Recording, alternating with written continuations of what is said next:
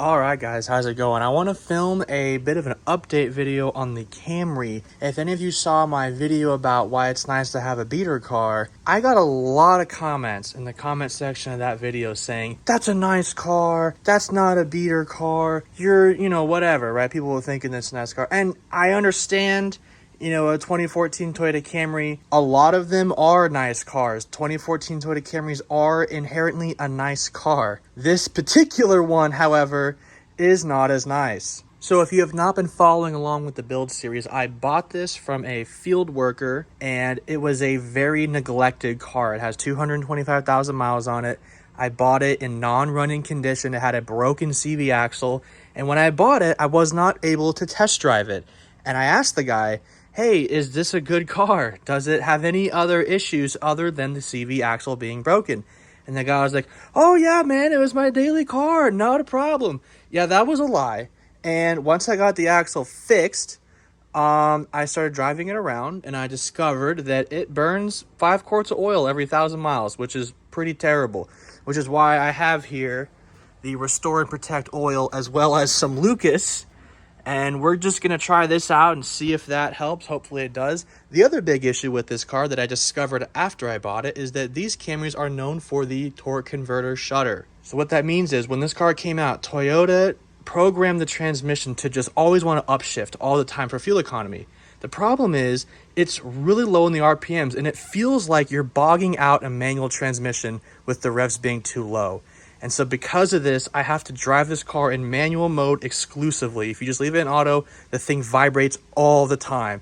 And if you're going really slow speeds, like here in my neighborhood, if I'm just trying to get out of my neighborhood, first to second gear, the car pauses in between the gear shifts, and it feels like the transmission is going to fall out of the car. And because I paid $2,000 for this car, and because the body, is a piece of crap, it's not worth the effort to put a new engine and a new transmission in a car that's body has 225,000 miles on it. And I think this car has been in a couple accidents. And also on the Carfax shows that very early in the car's life, it actually had an airbag deployment at like 15, 20,000 miles or something like that. And so because of that, every time I take it to a dealership to try and get a trade-in offer, they see this just, horrendously scratched up body with this grill that's falling out and all the scratches all down the side of this car, bumpers hanging off, dents everywhere, high miles, accidents, airbag deployments. This car's worthless. Okay, I've had dealerships, one, not even want to take it, and two, I've had them be like, oh, $500, $1,000. The best offer I got was $2,000, which is what I paid for it and not running condition. So even though I've tried to put lipstick on a pig with the, trying to fix it up a little bit, and I've tried to buff out the scratches, and I've tried to remove the window tint in a horrible way, and I tried to cover up all of this car's issues with seat covers, even though, it still has some writing on the seats, and they're still pretty stained and gross, when the headliner's pretty nasty. But I have tried to do some things to fix this thing up, right? Obviously the seat covers, Apple CarPlay head unit. I put some new headlights on it because if you saw, scratch there. If you saw my other videos, these headlights were literally just completely hazed over and worthless. So I had to get some new housing. So at a glance, absolutely, this car looks nice. It also came with Michelin tires, which that's the other thing. This car has $800 Michelin tires on it. Yet when I bought it, it didn't have a door handle. This piece was $9 on Amazon, black plastic, not painted, but it matches because it's black. So yeah, and the suspension makes a horrible popping sound over any bump or at full lock. So with all that aside, rant over, I'm going to show you some of the things that I've tried to do to make this car better since I'm basically stuck with this thing. And this is going to be my car until it inevitably has a transmission fall out of the bottom of it. I have filmed some videos. These videos were originally supposed to be full-on how-to videos about these specific things. I filmed myself fixing the door clank, and I also filmed myself fixing the engine mounts. I kind of have a couple clips of that. I ended up not filming the entire how-to video for these specific jobs because it just kind of didn't work out that way. But I figured I have the footage. For those of you that are really interested in this car, this is everything that I've been doing to it in the last few weeks. While I have you here, I'm going to show you something else I'm about to do, which is fix the fact that there is no battery tie down in this car. I don't understand how these just go missing. They're really not difficult to install. Obviously, I bought this one on Amazon. This is just a universal one. It was like It was under 20 bucks. It was not that expensive. I can do a review on this if you want, but I'm just gonna try and put this on. I've never installed a universal one before. Obviously, all of my cars have always had their original tie downs, but I'm gonna put that in and I'll show you the kind of after results of that, and then I'll show you the other things I've done to this car. Okay, so after playing around with it for a little bit, I discovered that there is really nothing under here to mount this hook to. On this side, there's a hole in the body down in there that the J hook goes into. Of course it won't focus.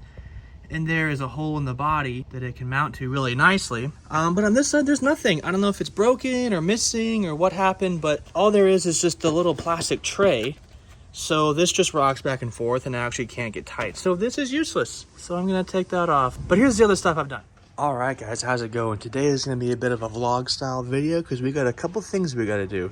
We're gonna take this car to go get parts for that car. So as some of you have probably seen, I've been fixing up this Toyota Camry, and one issue it's had since I got it is this horrible noise. I hate that sound. So what that is this door stop right here is just missing a bolt. So whenever I move the door, it like is loose in there. And I actually already got these parts. I literally went to Pick and Pull and I got 2 bolts from a donor car when I got these other parts, and I put the bolts right here. They are gone. I took the whole trunk apart. I peeled back this. I looked behind the seats. I took out the rear seats, the bottom cushion. I took out the spare tire. Those bolts are just missing. I don't know what happened to them. Also, if you want parts, let me know because I have parts. But anyways, so we are gonna go to a Pick and Pull that's 18 miles away to go get a bolt for this car. So I have my 10mm wrench and I am going to take one just so I know that whichever one I get is gonna fit. All right, guys, we made it here to the yard. It's actually the same yard I went to when I first got the Camry. You remember that video. But now we just gotta try and find this thing. I'm looking for row 114. See if we can find it. I was not expecting to see this. This is a Lexus LS460L with wheel spacers in the trunk. What is this thing doing here, man? It's got really nice brake calipers on it. You want a big brake hit for your Lexus? Sitting right here, I guess.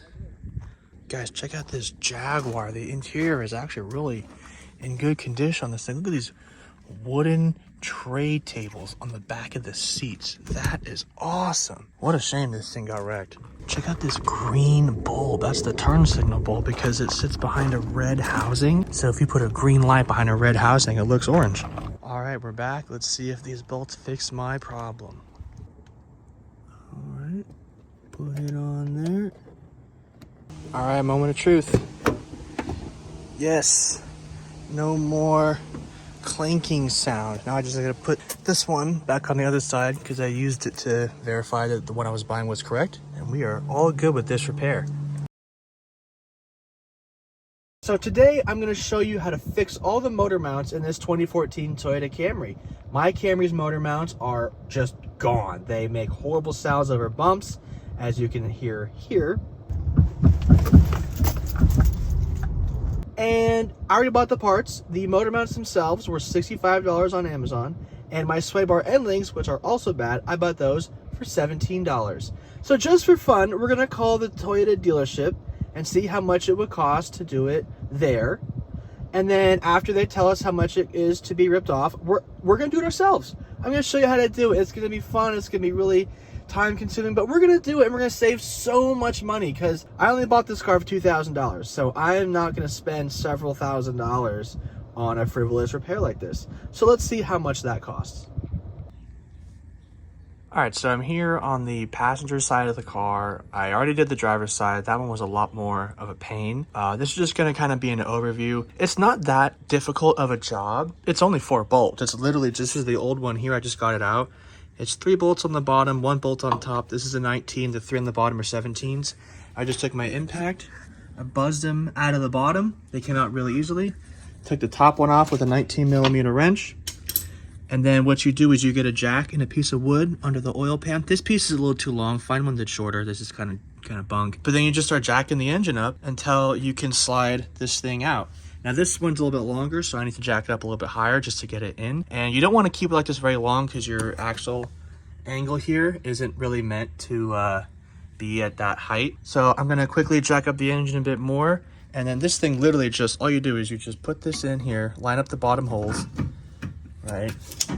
Get it like that. And then once this is higher, I just need to move it up like an inch. This will just slide right in, bolt it in, 4 bolts, bada bing, bada boom, you're done.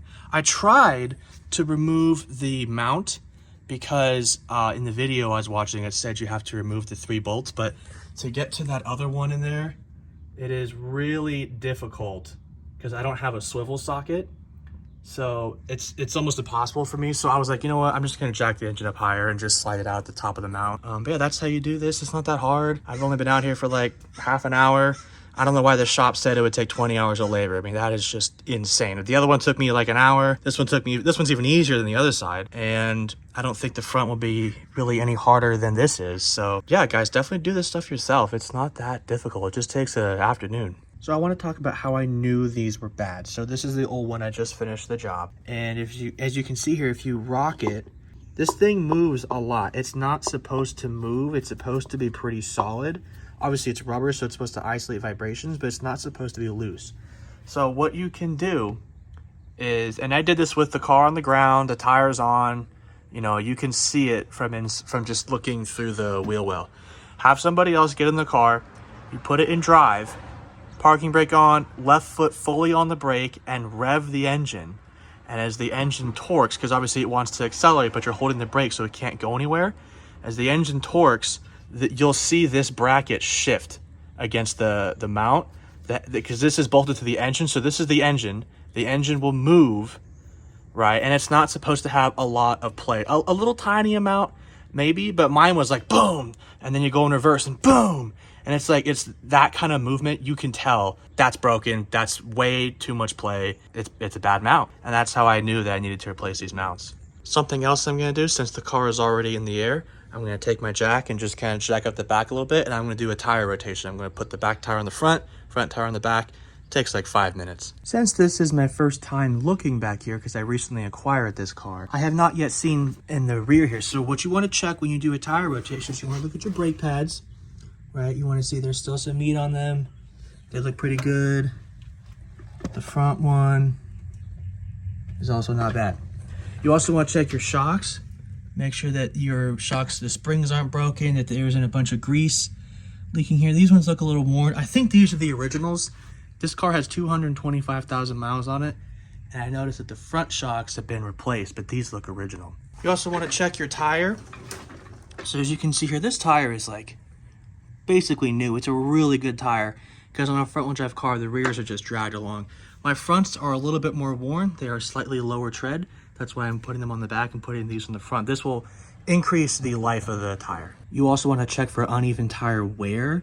If my inner tire tread block here is like super smooth or showing cords, but the outside looks brand new, unfortunately you have bad alignment and you got to replace the tire because that's not safe to have the inside all worn out like that. All right, so what I'm gonna do here is check the tire depth. I have a little tire gauge here. You just put it flat on the tread, slide it down, and we're looking at about 30 seconds of tread. Check the other ones as well. Don't just check the center, but this one is also about 7 because this is a pretty evenly worn tire. And this was the front tire. If we check our rear tire here, set it down in the center, this is like 10 or 9. Let's see what we got here. Gauge is a little worn out. It's at about a 9, yeah, about 9, 30 seconds. So this is basically still a brand new tire. We'll check the front too. Yeah, that's about 9. So this tire has lots of life left in it. And these Michelin Defender tires, they just run forever. They're 840 tread wear. They're like the hardest things you can buy, and they will just last forever. So if you stuck around to the end, thank you for watching. This is the stuff I've been doing to this car over the last month or two. If you find it interesting, please comment below. And as far as those motor mounts go, the car did get a little better, but it still has some other clunking noises that I'm hearing while I'm driving it. And I don't really know what they are. I think the upper strut mounts might be bad, but at this point I've put so much into it that I don't really want to keep diagnosing things and replacing parts, so I think I'm just gonna leave it. Yeah, let me know what you think in the comments. Please like and subscribe and share the video if you found it interesting, and let me know if there's anything you want to see next for this car. Later, guys.